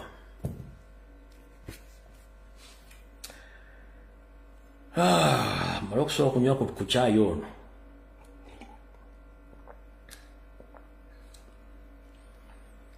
Nyanda Yosoferi ne banne bali mu panic. Mr. President Robert Kyagulanyi Ssentamu njagala mumpulirize nnyo wano. Ba chapter leaders njagala muwulirize nnyo wano. Ba activist world over njagala nnyo muwulirize nnyo wano. Museveni yatadde akasente ne spy network team ye okugenda across the globe okuneutralizinga team gyatategeera eri mu unfoldinga balobist be bonna bemutandise okufuula bebigere. Museveni yalirizinze sente kyovula ne comrade Daniel Kauma ataddeyo lobbyist omupya mwakuba gundi Paula White nanzikira n'asirika kati yaleese oli gwe tubagambye Joseph J. Salvik gwaleese amusasula emitwalo 3 buli mwaka kati mwakubye Paula White ne badeploying omulala era bali mukodo kati Marijani Buraka akwasaganya ensonga za Museveni ku Ssemazinga wa Bulaaya bamugambye gwe ne banno mwabadde muli ludda wa European Union okuyisawo motion eyokuteesa ku ggwanga Uganda byavudde mu kalulu batokoto teekako yo atutaddeko Marijani Bulaka wabaddewa n'abalala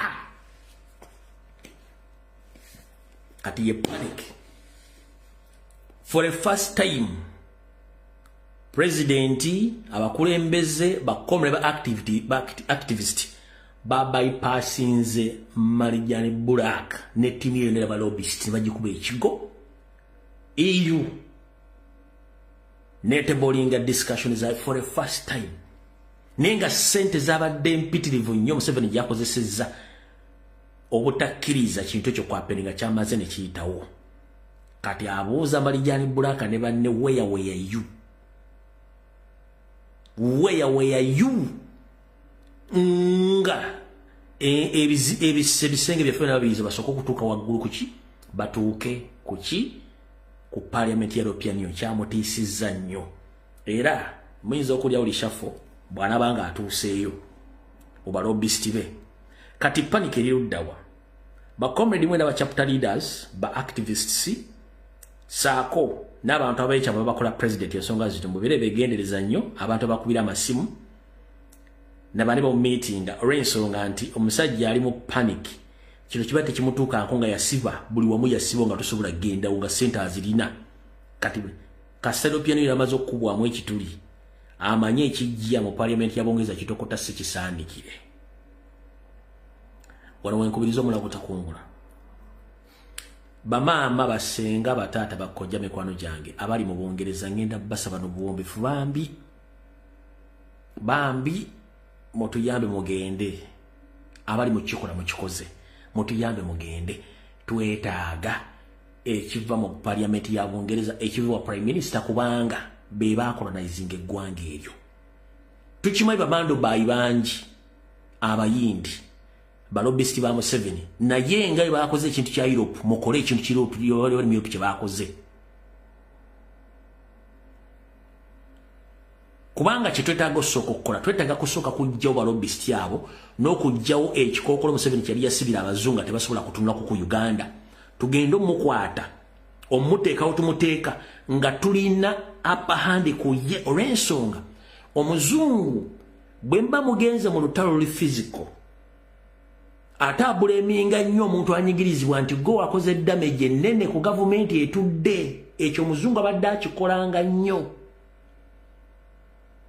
era bagenda otandika oga nti barebels oba ba activist bagenza against the will of the people muba committees crimes against humanity oba war crimes ekyo mbadde mukiraba nnyo kati ekyo bakikola nga bakosa ba lobbyists nenga ekyo kikolebwa ng'omuzungu tannaba exposed oba ku exposinga Museveni kati Museveni batandise omu exposinga kitegeeza tulina apahandi okukosa buli kimu kye twetaaga as long as tusooka tupenetratinga Bungereza eno ate nekya EU tekinnaggwa EU Parliament yateesezza neeyisa resolution waliwo abalina okuimplementinga resolutions ezo waliwo ebitongole ebirina okuimplementinga resolutions ezo biri ebitongole bibiri byemmanyi kuba kati mmanyi Museveni bamusavinze ne European Commission yemu ku kitongole ekyo European Commission etwala all over Europe ngo Parliament ne waliwo European Commission eyo yekwasaganya zonna ensi lumu nga zimaze okufuna ebivudde mu Parliament babiteesaako waliwo ekitongole kyanja kibaleetera bibiri bisigadde kati mbabuddeko ekimu kya European Commission ekyo bwe kimala okuteeka resolution ezo mu nkola nekisavinga nyandwe nekiteekawo nekyetagisa okuteekawo ebyo bivaako n'okusiba ensimbi na buli kimu kyonna ne support ne biyimirira naye nkujjukiza resolution zino zayimiridde embassy zo zitusobola kuggalawo zisobola okusanya tugenda kuddamu kufandinga gavumenti ya Museveni nti ye tuzira mutaddamu kushushunga visa eri abakungu ba gavumenti nti ye naye tebasobola ziggalawo zisigala zooperatinga mu bintu kubanga ziri mission ekigambo bakiyita mission gwe mulina omanyi embassy naye baziyita missions ng'oggyeko ekigambo kyemmanyi ekya embassy naye nga muggyeko ekigambo kye bayita embassy kyemmanyi tebakiyita embassy ezo baziyita missions. Italian mission in Uganda, French mission in Uganda, American mission in Uganda, United Kingdom mission in Uganda. Ziri missions wale bachiganda wazamu bachizungu wazamu bachita embassy nezibira missions. Ekigambo mission bwo kiziza mu lundi lwotegero kifula mbwongo kitegeeza ebizimbe ebyo nababikolamu balina bibaliko bibakola ki ebibaleete ebibyabaleete ebigendulwa byabwe. Ebizimbe biri olwa missions bazita high commissions. Gwado kiri commission eziri missions bayinde ebigendulwa byo byabaleeta. So kati babera ebigendulwa bingi nnyo yosoka bazita high commission. Gwado kita high commission ekiri missions kati babera n'ebigendulwa byenjawulo yosoka lwaki embassy zibeera. Si papa silenti bazegaba visa no. Kino kanki kubuuse. Embassy zo tezibeera mu nsi zezegaba visa no. Balina ebintu bingi nnyo ebiva ku visa. Okuva n'olwaleero balina ebintu bingi nnyo bye bakola okuva ku visa. Ffe tulowooza nti ekireta embassy mu Uganda oba mu Uganda kuba kugaba visa no. Visa eriemu ku byo n'ebisinga obunene tosobola bitegeera mu public. Bo bannannyini kitebe ekyo bye baba kimanyi. Ebigendulwa byabwe batasobola kubulya mu public. Tebasobola bikubulya ebigendulwa byabwe. Visa just kyekimu ku byo okugaba visa baba gikuwadde tisoke. Nenge ebigendulwa byabwe bibayita missions gutasobola bitegeera. Ebigendulwa byabwe bye bireta ki? Bye bireta embassies ezo. Era waba talina bigendererwa obange ebigendulwa biweddewo, embassies ezo oba commissions ezo baziggalawo. Oba baziba tezazigaddeewo oba baba tebazigazigeewo basigazawo konsula. Yo embassy nega nti embassy services zigenze mu nsi endala. Embassy services zigenze mu nsi endala. Neyo consulate basobola okulula munayo nti consul akiikira eggwanga lya gundi awo. Bwe bite bitambula. Kati mutegedde bulungi. Kati Museveni ali mu paniki olw'okuba nti EU yasobodde okuba nti wagikubyemu ekituli netuuka ku discussinga issues zino resolution ne ziyisibwa. So yeye ensonga ya Museveni balobisi baggwawo lwa buwoomi era ali mu kutya akimanyi nti akake kaweddemu. N'ekisinga omutiisa omusajja ono ensonga eri nti akimanyi bw'aba tali mu buyinza agenda kukwatibwa oba okuttibwa. Naye nga bwe nabagamba nti eryato lifa magoba. Omwami ono yeerabidde nti tosobola kusiriwaza bantu bbanga lyonna nga beebase. Wano abasajja bano baateekawo ekikookolo nti baali bazze kufuga era bo badde bakola ebintu nga tomanyi nti ensi egenda kutegeera nti bano bajja kuwamba ggwanga. Kati ensi weetegedde ekigendulwa kyabwe ate tebasobola kivaako. Mbu baagala bakiteerewo ddala mu buwaze. Kiringa omubbi bw'ajja okubba. Omubbi ayinza okujja okubba olunaku olumu n'abeera successful nabba. Waliwo ajja okubba nga olunaku lubi ne bamutegeera bannannyini bazze okubba ne bakuba enduulu. Kati Museveni ebbanga lyonna abadde abba ng'abantu tebakuba nduulu tebategeera nti mubbi. Kati bategedde ate kati afuuse mutemu nnyo ng'ayagala ekigendulwa kyakituukirize.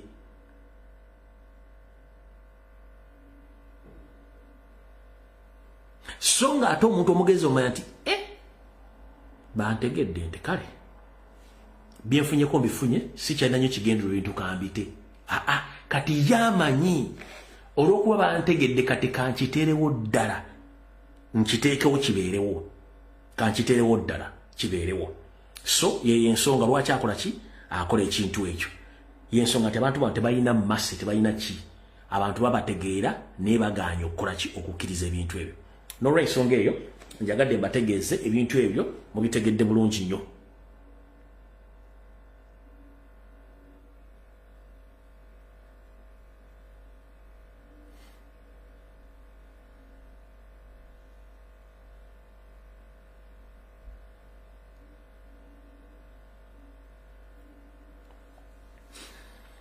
Kati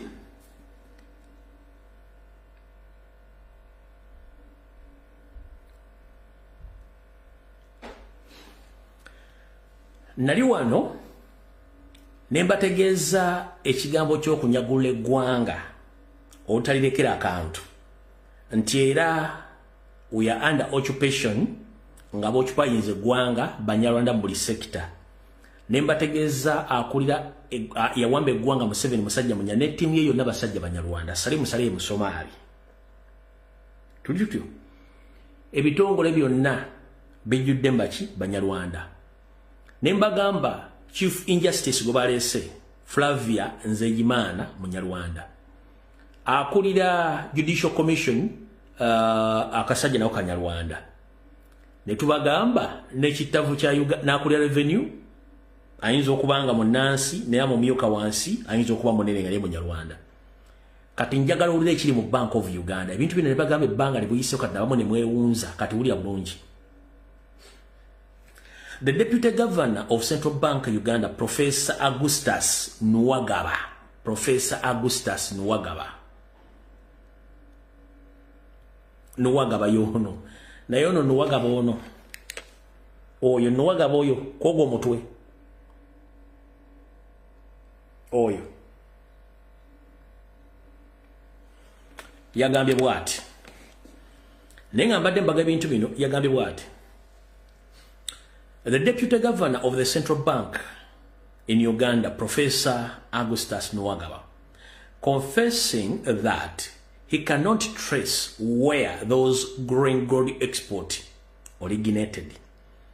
Nti akulira amyuka akulira ekitavu ky'eggwanga Professor Augustus Nuwagaba yavuddeyo nakkiriza n'ayogera mazima kaate nti tasobola ye nga ye n'ekitongole kye bakulira okuzuula zaabu yenna asimbwa Uganda n'ava mu Uganda gy'afulumamu n'egyatundibwamu ebweru w'eggwanga. Nakugamba wantufulumya ttani 8 eza golodi naye Parliament ejjankuteesa nti Uganda mulimu golodi bwati gwe tufumye mu mwaka 3 tufa bweziti kati ona akikonfesinze tubagamba wano ne mugamba tukola ki tulimba kati ono yakikonfesinze kyokka nga zabu alina kubeera mu Bank of Uganda. Then Bank of Uganda ekolagana ne Minister of Finance ne Uganda Revenue Authority ne batabuulira sente meka eziva mu golodi. Wulira, the implications are deeming either Museveni's regime is siphoning gold from our neighbors, to which explains UPDF involvement in region wars. Bakugambye nti kino kiyinza okuba kyeyoleka lwere nti gavumenti ya Nyandi Yosoferi yemu kuzenyigira mu kukusa n'okusima gold mu nsi ezituliranye y'ensonga lwaki nti eggye lya Uganda lyetaba mu ntalo eziriraanye amawanga agatuliranye. Mubadde mukimanyi nti waliwo omukutu ogusimibwa oguva e South Sudan nga guyingira Uganda guyingire eri ebunyolo bagugatte kugenda e Tanzania.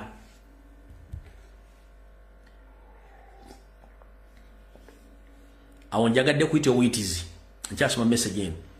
Mubadde mukimanyi nti waliwo omukutu ogusimibwa ogw'amafuta oguva nga guyingira South Sudan gujje guconnectinge gugwe bunyolo gugwe kuguli okutwala amafuta gaffe Tanzania. Mubadde mukimanyi nti waliwo gold yava South Sudan ngera mu Uganda ayingira.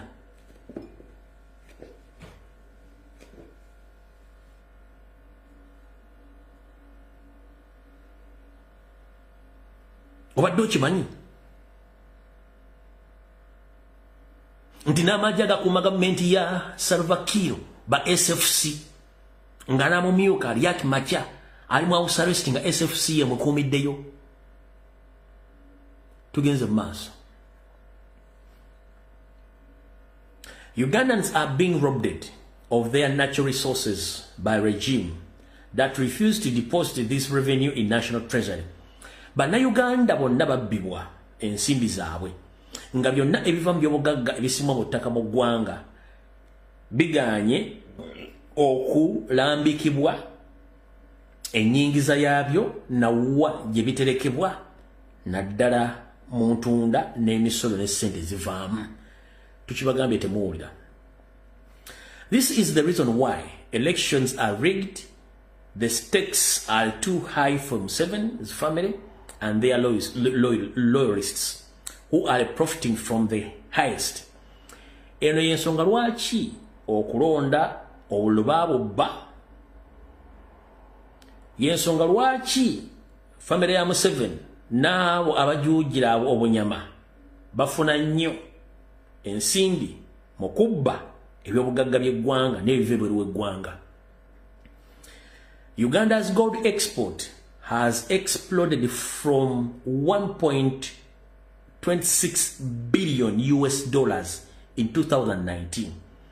Bakugambye nti eggwanga Uganda lyafulumya gold abalirirwamu akawumbi kamu mu obukadde bibiri.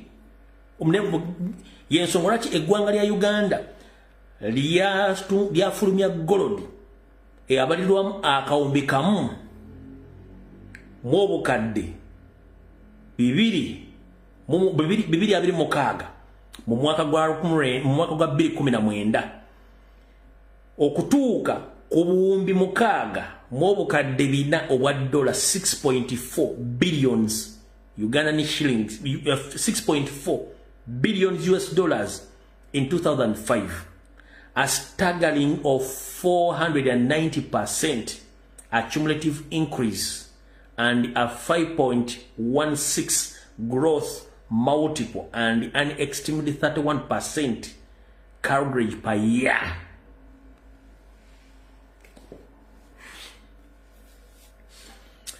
Njagala ongambira Matia Kashaija ongambira akuli ekitavu kya Revenue Authority basobola okunyonyola akawumbi kamu mu obukadde 2.6 mu 2019 saako obuwumbi mukaaga mu obukadde 4 mu mwaka ogwedde.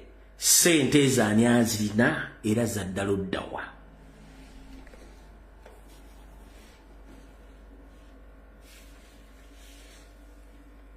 Saagala ogebye nkugambye byesomera nze kabibyo.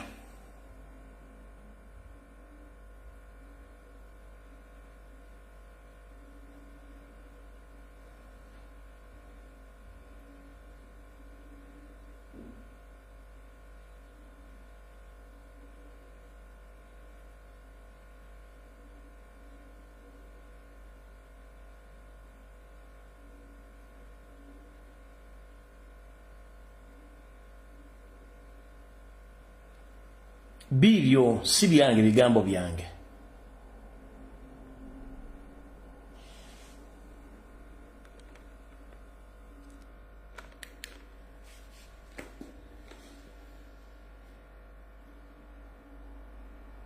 Bitegedde akawumbi ka dola manyi sente zirimu milioni ya dola milioni emwe ya dola erimu obumbi bwa Uganda 3 mu obukadde 5. Milioni emwe ya dola erimu obumbi bwa Uganda 3 mu obukadde 5.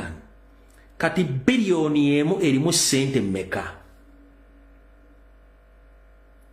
Kati ate omwaka ogwedde Museveni ne family bafuna obumbi 6 mu obukadde 4 eza dola obumbi 6. Nenga akakadde kamu kalimu obumbi 3 mu obukadde 5. 3.5 billions of Ugandan shillings per US million.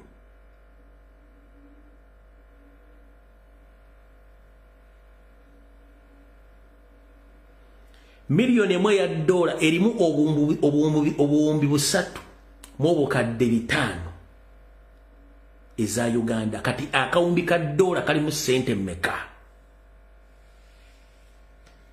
Kati 2019 Uganda yatunda gold wa akawumbi kamu mu obukadde 2.6. Omwaka ogwedde batunda obumbi 6 mu obukadde 4. sente Matia Kashaija tana wazogererako Anita Amongi parliament yonna kati zezo sente ezikuuma Tusi dynasty ezisomesa abaana bamwe ezigula buli kimu nezuwa opposition okutaba na Uganda ezigule mundu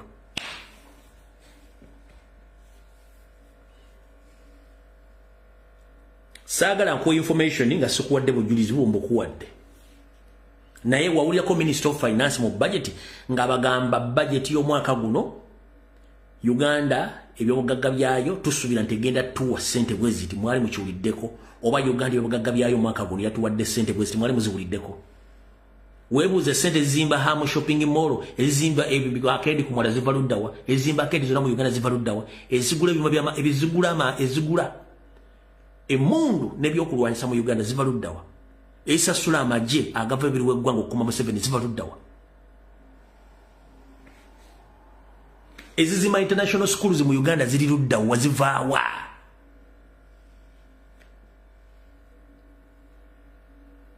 oli kudungo obona abona ni akutawanya mu 7 chokosi ni kebinyo mu 7 oye olonya passport fuluma gwanga sente mu Uganda mozirika government ezibbo sini kabinyo oli mu America owagira NRM chokanga sere za America omusolo bagula bako wali America ina interest all over the globe nga sente jezi jo kudukanya government mulabayo mwewa mwatesere bazibba zitola mu America bagulya mayumba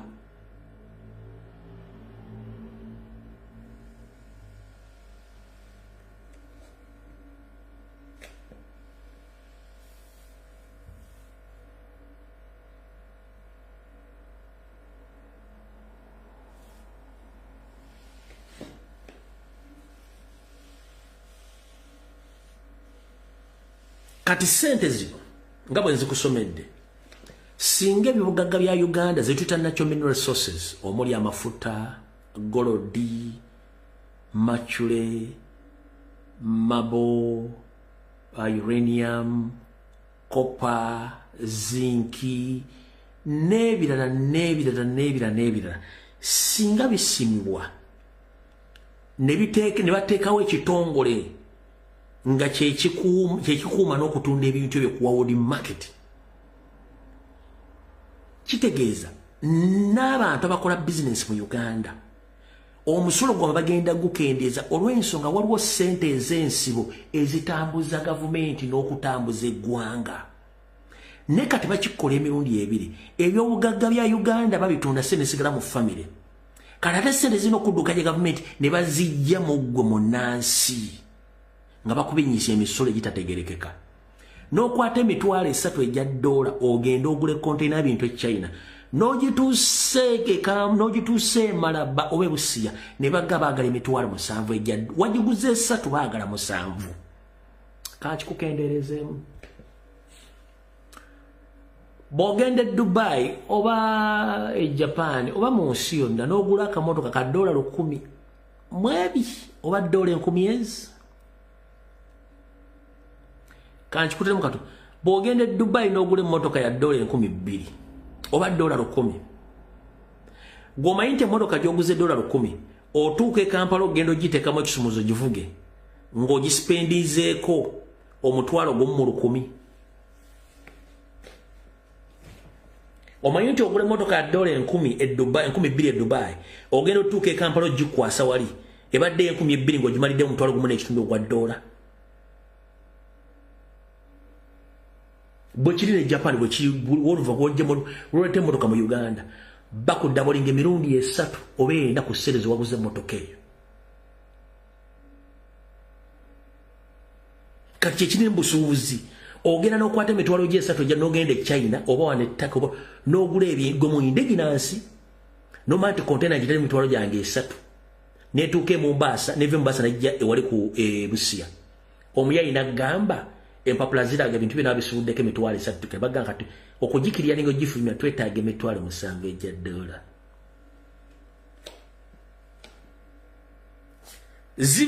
sente bava kuziwasuubuza 3 ne bongeramu mirala ena ne ziwera 7 nenge ekyandibadde kikendeeza omusolo ze zino natural mineral resources zebandibadde batunda ku world market sente ezo ne zisobola okukola services zidukanya gavumenti n'okuzimbira bannansi n'okubabeera obulamu obulungi kati gwomusuubuzi nobanga emisolo giri wansi emisolo bagibanga giri wa kitegeeza n'omuntu alina capital owa $2,230 za miliyoni 10 plus asobola okugenda n'asuubula mu nsi yonna ng'akozesa $10,000 enzi satu teri munna Uganda asobola kubula $3,300 kutandika busuubuzi ne ojjako wera $3,000 osuubula ebintu okomekerezi nga weetaaga kasanvu okukiriyalinga ebintu $3,000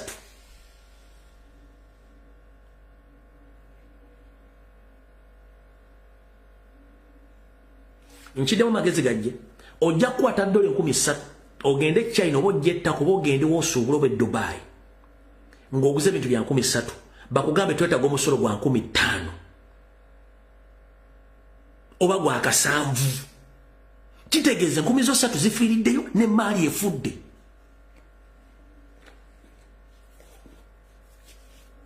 lwaki kuba butayagaliza bano abasajja bali mu ggwanga balifuga tibaagala munnansi kusigaza kintu nakafuna no complaint ezizuka mu 1,000 by indigenous bwogenda mu kitongole kyonna bakubuuza gwani the moment kasitoyogera amanya go nga siga abanyarwanda oba ga kinyankole tofuna mulimu ekyo kifunyeko confession okuba nti abannayuganda bati okwogera amanya gaabwe n'okuzanya amaloboozi gaabwe kobere duleva kobere kirina koberani kiri open cut bakugamba n'oli omunyankole bekwe kambanyako nenga banyarwanda kati ne mu revenue bakutega na kiganda bakutega sekitto bakutega okero bakutega apuli mbu yako charging omusolo kumbe eri yakasajja kali bwe kati balina ogalumiri bambala bono bwetolovu kali likakutte fo ke kalinga eno na kiganda yakuchunya kumbe akakuchunya kaliri mu office na kiganda roboti noza bali na kiganda batutwalo mubatte mukimanyi kati kansoke nkibategeeze ojja kusanga okero ku boda nga yakucharging omusolo si okero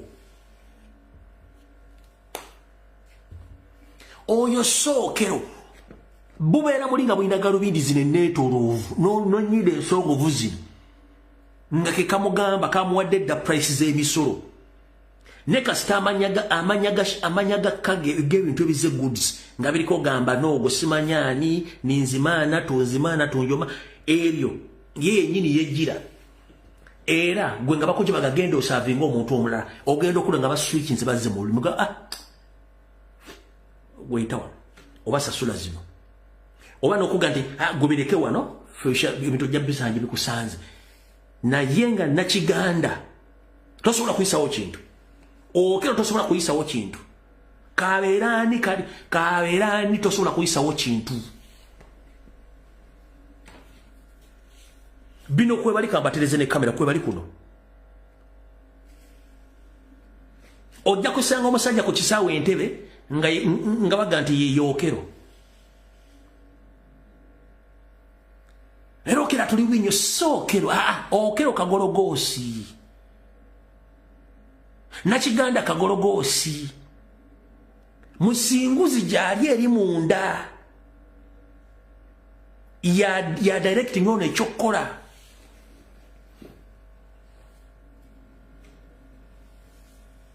wonna olova mu revenue authority bweti bwekiri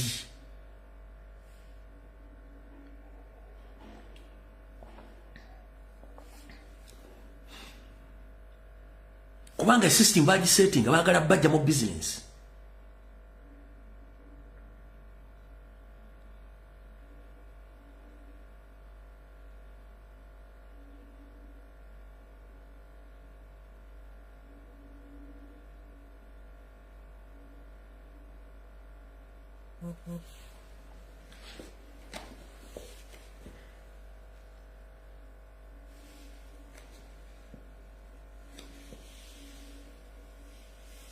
kati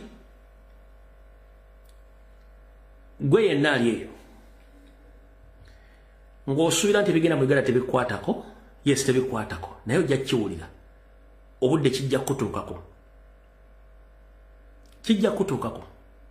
era ojja kitegeera bulungi nnyo ne enrollment ez'amasomero kugabifu mu masomero birimu order from above. Obadde okimanyi nti abaana bonna kati abasinga obungi abasoma amasomero gonna abasinga obungi ababaswikinza amanya.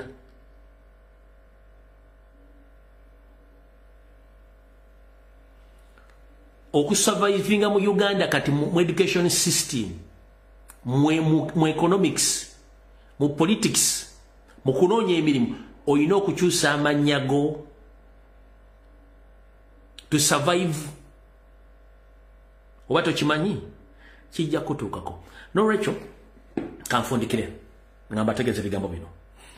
Bwe mbadde ntandika video ya leero mbategeezezzaako nti nsaba butongole buli muntu yenna abadde akozesa content wa ku YouTube please kikumi olwaleero. With a humble request, over been uploading my videos on YouTube, please stop it with immediate effect from today.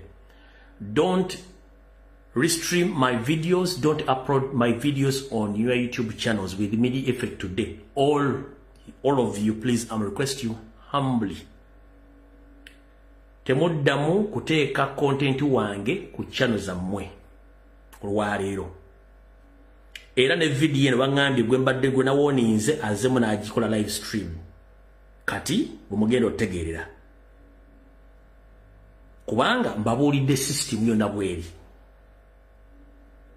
So ngenda basaba mwenna muzireke temudda muziteekayo.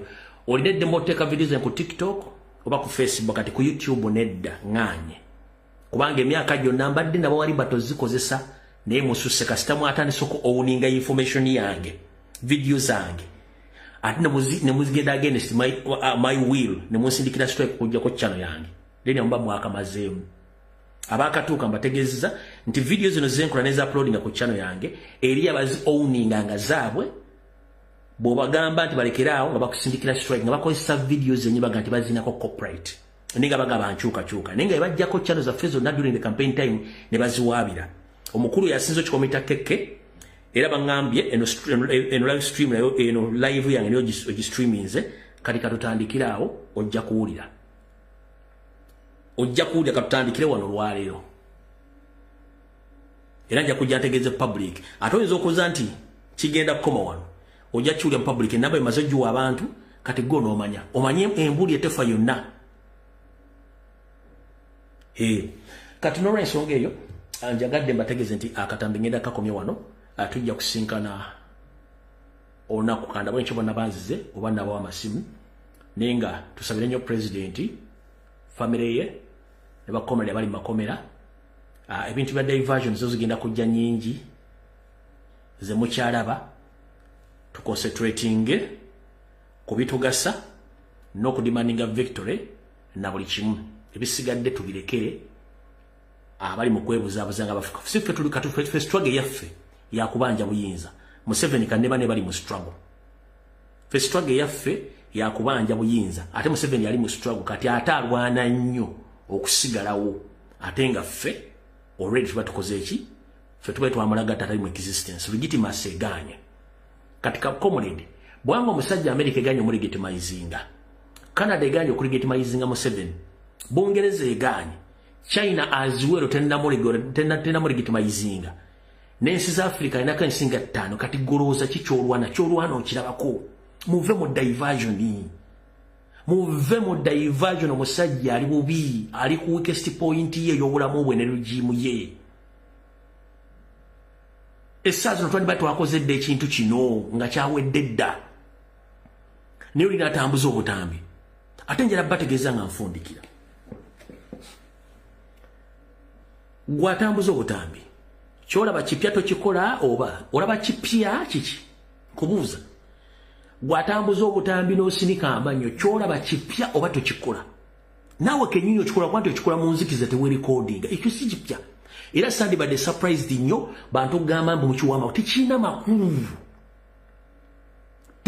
makulu lwaki gwe kenyini atambuza bu video naawe obikola ekiro n'emisana lwakuba tebali ku recording kati kiki ekyo kusinisa amanyo nekusharingira video ezo ozifule diversion mu nsonga enkulu ezina amakulu mukule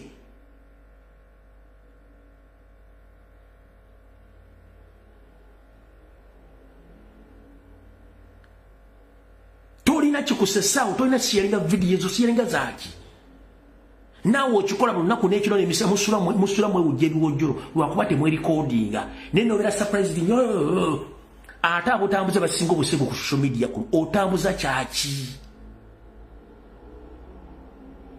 ago si mawulire in fact tekina amakulu gali mu kujjako mu 7 bwe mujjako mu 7 tugenda kujjako amasannyalaze ne buli kimu kyonna kizikire tubowe ekiro kiramba mwemale eggoga nkiddamu mulindeko tujjeko mu 7 tujja bawa betu kiro kimu tujjeko amatala wenga tewali nzitiza mwekole kyemwagala lunaku lumu ne kati kale tukya focusinga kujjako mu 7 baleme badde invitinga kubanga lwe kibeerawo ne mukitambuza baba ena mukibagalo ki implicatinga ku struggle ne nkiddamu nga nfundikira president yakugamba nti buli muntu ajja mu struggle ajjanga ye n'ebikolwa byakola tebirepresentinga kibiina oba tebirepresentinga ye byakola byonna birepresentinga ye ng'omuntu so si kibiina oba si president so ngenda kusaba gwe wenna akola ekintu ekyo kimanyi nti buli muntu alina personal interest ezamuleeta mu struggle ne byakola abikola bibye ng'omuntu one National Unity Platform erina constitution yayo erina n'ekitebe erina n'ebigendera n'abakulembeze bye mulaba ebyogerwa NRM tetubimanyi byabwe ng'abantu bye bakola tebiri presenting nga kibiina ezo interest za muntu nga ye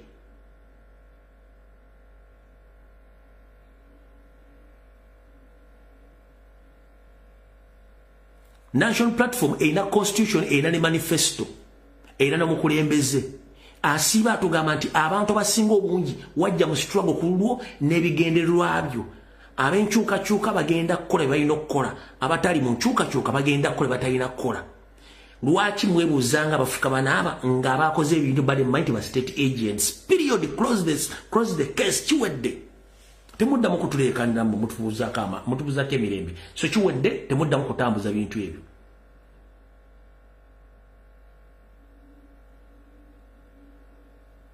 omuntu kyakola kikolanga ye tekikiikirira nkyukakyuka tekina gwe kikiikirira ye ng'omuntu so si fenna nabakoledde preamble jo oba explanation nembaterawo question marks n'ensonga njagadde mukama bakoma mpeera mutegere bulungi nnyo ensonga ezo mweraba